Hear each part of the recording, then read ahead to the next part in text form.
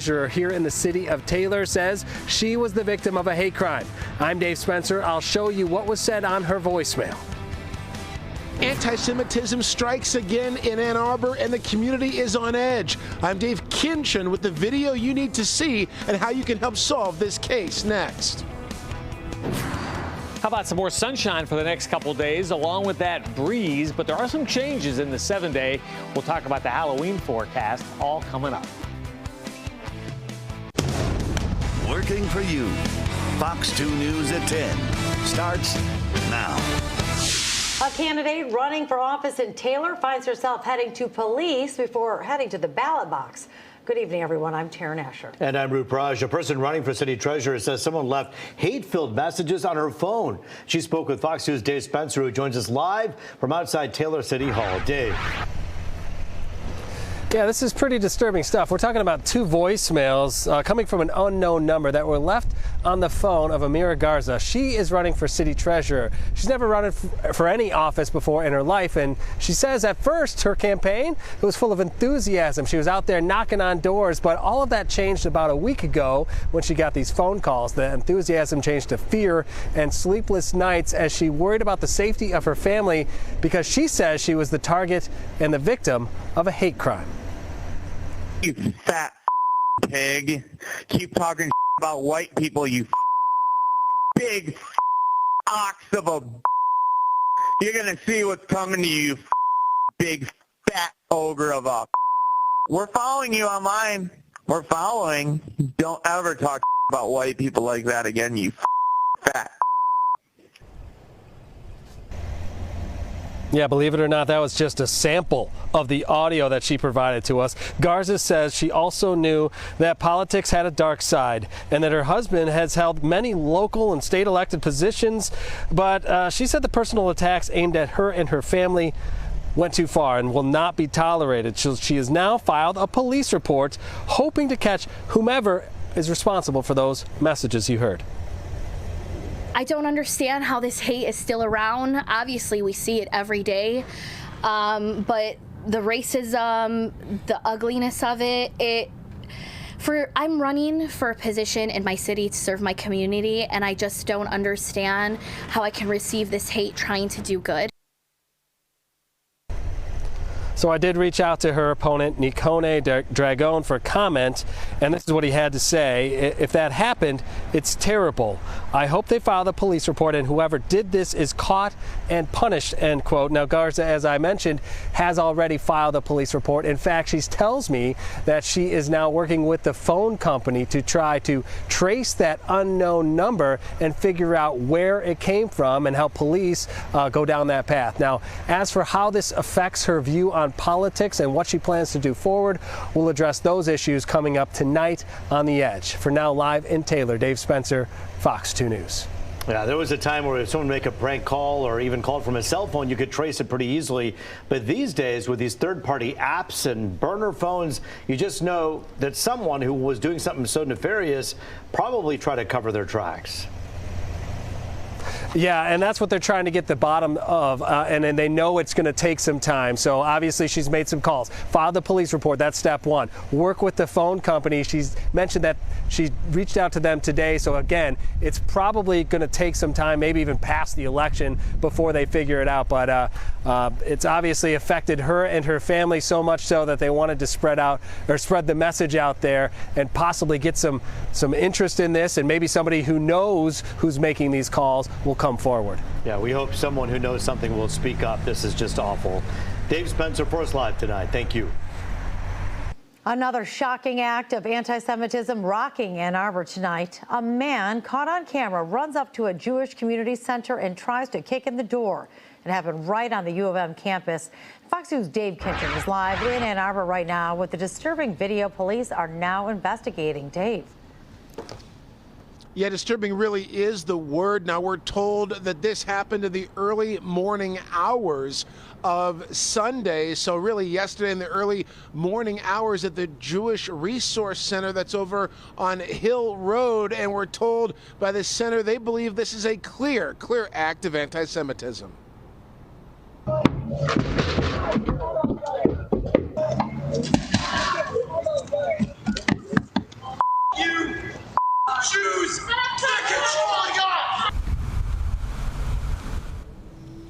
course, we're bleeping all of those ugly and obscene words there. Management at the U of M Jewish Resource Center say this happened just before 2 a.m. Sunday morning at their building on the 1300 block of Hill Street. Now you see what looks like a young guy kicking the front door in two different camera angles as he runs away. Someone is overheard yelling those obscenities about the Jewish people that you heard there. It also sounds like other people in the background tried to stop this situation from happening or stop it from getting worse. The program director gave us his reaction tonight. First hard feeling is, where does that hate come from? Like, what drives you to go attack a Jewish resource center, which he clearly had no relationship with? He could barely read the name, and just out comes the hate. Crazy thing. Well, we're told that some people watching that video thought they heard the name Jake or Jay, followed by, again, what we appeared to hear, which is people discouraging this individual from doing that, trying to get them to stop. Now, we know police are looking at this very carefully. Now, tonight on The Edge, we'll tell you more about some of the other incidents of anti-Semitism that have rocked Ann Arbor and U of M, really the entire community in the last couple of years. We'll tell you how the university has responded and how police have responded as well. For now, reporting live in downtown Ann Arbor, Dave Kinchin on The Edge.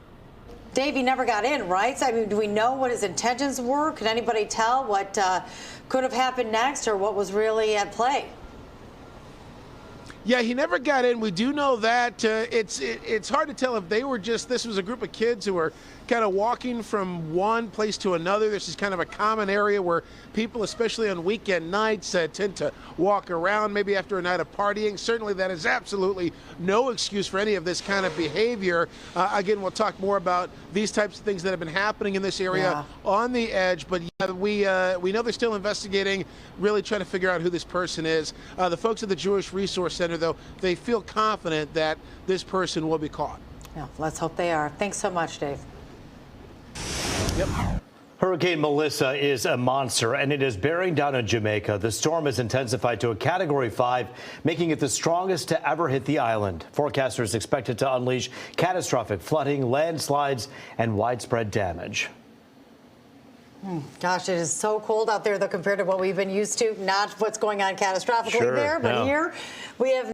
And it feels like some of these temperatures are really dropping pretty low. We got something for you, though, Taryn. If you really want to enjoy the beautiful, cozy home and the blankets to protect yourself from the cold, we'll give you an extra hour of that this weekend, Richland. Oh, right? Yes.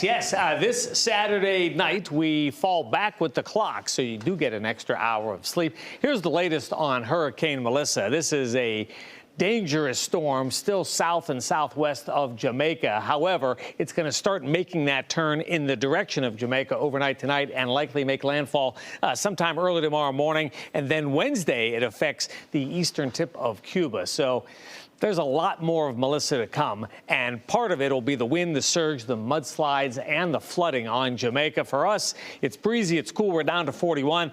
Next couple days look very nice. We will get some rain on Thursday. We'll talk about the Halloween forecast coming up in 20. Root, Taryn, back to you. All right, thanks, Rich. Just 1 week to go before Detroit elects its first new mayor in more than a decade. Two candidates, Solomon Kinloch Jr. and Mary Sheffield, making one last push for votes. And tonight, they're at Fox 2 answering the questions that are top of mind for you. Everything from fighting crime to neighborhood improvement and the city's economy. My goal is to build up our communities in our neighborhood so that every neighborhood feels the opportunity, that we're building more housing, more paths to home ownership, and that we're raising the incomes of the residents that live here. We still have an extremely high poverty rate in Detroit, and I have always been on the front lines with our men and women in labor, ensuring that we're pushing for good livable wage jobs in Detroit. We have got to make this more inclusive. How do we do that? We have 38,000 small businesses in the city of Detroit. We will launch the local hiring initiatives. Just imagine if those 38,000 businesses hire one Detroiter. That's an increase in income revenue. That's an increase in population. That's one of the greatest job growth that we would have seen in recent times. And we're answering that question and really all the questions that matter to you. Watch the entire one-on-one with City Council President Mary Sheffield and Solomon Kinloch, who you just saw there tonight after World Series coverage and The Edge. We'll also be streaming this on Fox Local as well. SNAP food benefits are set to lapse at the end of the week due to the ongoing government shutdown. What's being done to try to avert disaster, and what happens next if those efforts fail? That's coming up on Fox 2 News at 10.